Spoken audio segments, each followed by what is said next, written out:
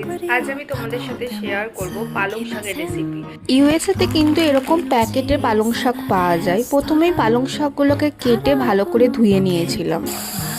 নিরামিষ পালং শাকের জন্য নিয়েছিলাম আলু, বেগুন, আর নিয়েছিলাম ঝিঙের মতো দেখতে এক রকমের সবজি, আমি নামটা ঠিক জানি না, আর নিয়েছিলাম দুটো কাঁচা লঙ্কা। এখানে বড়ি যেহেতু পাইনি তাই মায়ের এই অল্টারনেটিভ প্রসেসটা ট্রাই করেছিলাম। এরপর একে একে সমস্ত সবজি নুন আর হলুদ দিয়ে ভালো করে ভেজে নেব।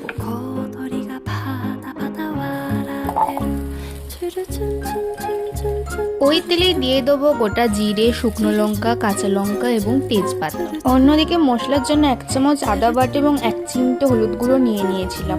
এরপর ভেজে রাখা আলুর সাথেই দিয়ে দিয়েছিলাম বাটা মশলাটা এবং ভালো করে কষাচ্ছিলাম মশলাটাকে। মশলার কাঁচা গন্ধ চলে গেলে দিয়ে দেবো পালং শাক। আমি কিন্তু এখানে আলাদা করে কোনো জল ইউজ করব না, শাক থেকে যে জল বেরোবে তাতেই সমস্ত সবজি সিদ্ধ হয়ে যাবে। এভাবেই তৈরি হয়ে গেল দারুণ স্বাদের নিরামিষ পালং শাক। তোমরাও একবার ট্রাই করে দেখতে পারো।